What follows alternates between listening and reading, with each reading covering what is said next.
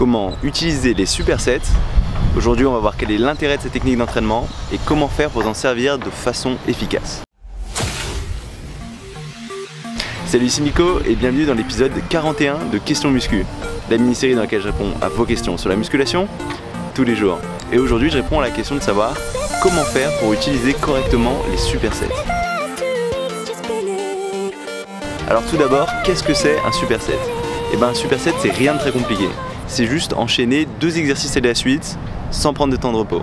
Donc par exemple, si j'ai un exercice 1 et un exercice 2, ce que je vais faire, c'est une série de l'exercice 1, ensuite sans prendre de temps de repos, faire une série d'exercice 2, et là seulement, je prendrai mon temps de repos avant de passer sur la série suivante de l'exercice 1, pas de temps de repos, la deuxième série de l'exercice 2, et là encore je prendrai mon temps de repos, et ainsi de suite. En gros, au lieu de faire une série d'un exercice avant de prendre le temps de repos, on va faire une série d'un exercice qu'on enchaîne avec une série d'un autre exercice, et là seulement on prend notre temps de repos. Et en fait, en enchaînant comme ça deux exercices, si tu as bien choisi ces exercices, tu vas avoir un certain nombre d'effets qui peuvent être vraiment intéressants pour stimuler en profondeur, de façon assez particulière, les muscles que tu essayes de faire progresser. Et en général, on va considérer deux grands types de supersets. Soit des supersets avec deux exercices qui visent le même muscle, soit deux supersets avec des exercices qui vont viser des muscles opposés, ce qu'on appelle des supersets agonistes-antagonistes. Et chacun de ces deux grands types de supersets vont avoir des avantages assez particuliers qu'on va voir dans cette vidéo. Alors tout d'abord, je vais te parler des supersets agonistes-antagonistes, c'est-à-dire les supersets de deux exercices qui vont viser deux exercices correspondant à des gestes opposés. Alors qu'est-ce que j'entends par des gestes opposés?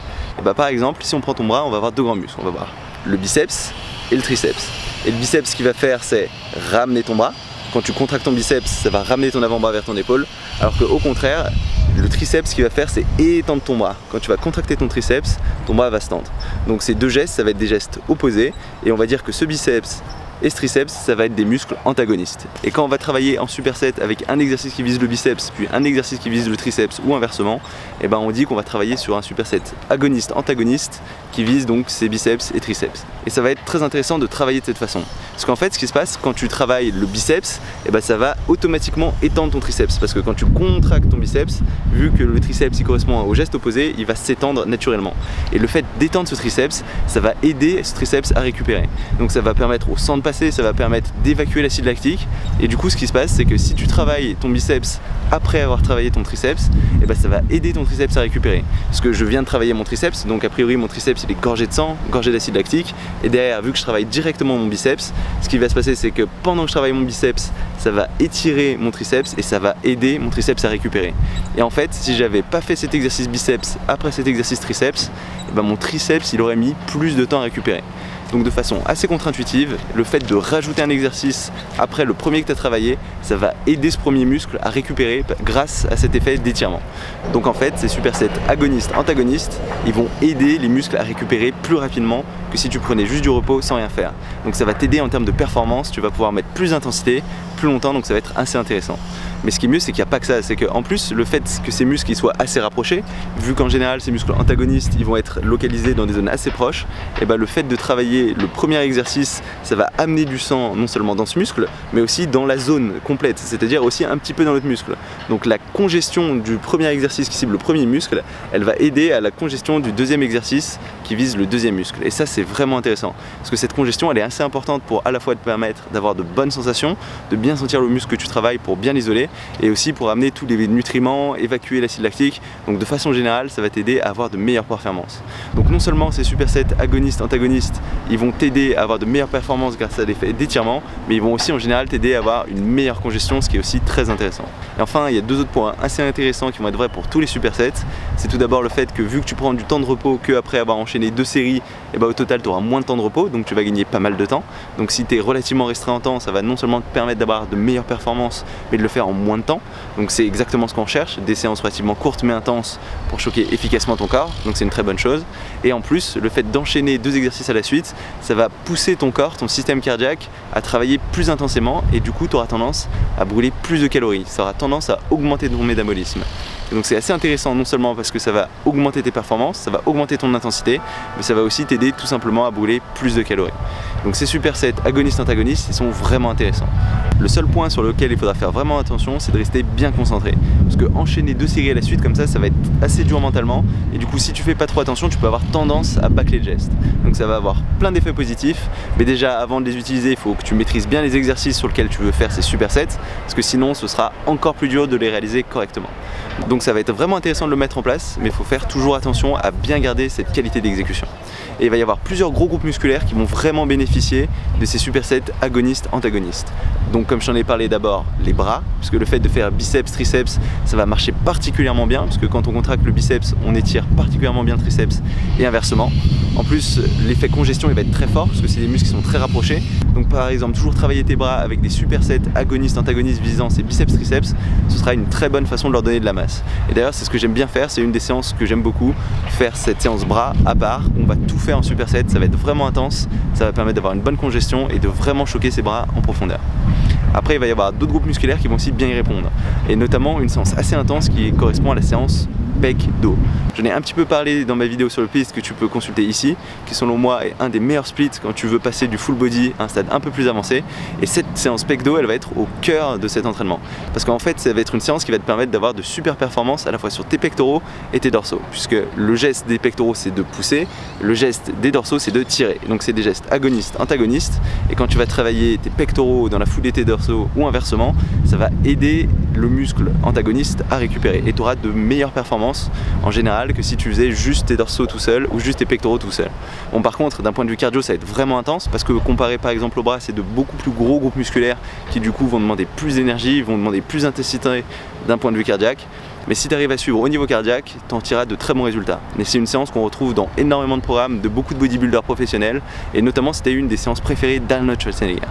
Donc tu peux te lancer là-dedans si tu n'as pas peur de l'intensité, ça te donnera de très bonnes sensations et de très bons résultats. Et maintenant je voudrais te parler de la deuxième grande catégorie des supersets. C'est les supersets qui vont viser le même muscle. Ça veut dire qu'on va commencer avec un premier exercice qui vise un muscle particulier, et ensuite on va enchaîner avec un deuxième exercice qui va viser ce même muscle mais sous un angle différent. Et l'intérêt de ça, c'est que ça va nous permettre de travailler le muscle dans sa globalité en bénéficiant de la congestion qu'on a eue sur la première série d'exercices et en continuant à surfatiguer ce muscle mais en attaquant sous un autre angle. Parce que si on retravaille ce même muscle mais en mettant l'accent sur d'autres faisceaux, sur d'autres fibres musculaires, on va vraiment réussir à surfatiguer ce muscle et à le travailler dans son ensemble. Et ça va être une très bonne façon de vraiment choquer un muscle en profondeur, notamment si tu as un muscle qui a du mal à progresser. Utiliser ces supersets sur un même muscle, ça peut être vraiment intéressant. Et la plupart du temps, la structure classique, elle va consister à commencer ce superset avec un gros exercice qui va travailler tout l'ensemble de ce muscle et enchaîner sur un exercice un peu plus léger qui met l'accent sur un angle un petit peu différent pour finir de fatiguer ce muscle. Et une très bonne façon de faire ça, par exemple, ça va être des lourds légers. C'est-à-dire on va commencer avec un gros exercice où on va faire 4 à 8 répétitions. Puis directement après, on va prendre des poids plus légers, prendre un exercice peut-être plus isolé qui travaille sous un autre angle et là faire plus 12 à 15 répétitions, essayer d'avoir un maximum de sang dans ce muscle, un maximum de congestion pour avoir travaillé à la fois en force, le gros de ton muscle, avoir travaillé sous un autre angle et avoir mis suffisamment de volume. Et quelque chose qui marche très bien sur les biceps, ça va être par exemple de commencer avec des tractions en prise supination en visant les biceps, où là on fera vraiment attention à avoir les avant-bras perpendiculaires au sol bien fixes, comme ça on va vraiment engager les biceps plutôt que les dorsaux, et on va essayer d'être assez explosif sur la remontée, de remonter bien jusqu'en haut, bien sentir la contraction au haut du geste dans ses biceps. On va contrôler ensuite la descente en 4 à 5 secondes et on va essayer de faire 4 à 6 répétitions, sachant que déjà ce sera très dur d'atteindre ces 4 répétitions si tu arrives à bien isoler ses biceps. Et une fois que tu as fait ça, on va se mettre sur un deuxième exercice plus isolé qui va permettre de mettre l'action sur la portion longue, la portion extérieure du biceps, à savoir du curl incliné aux haltères.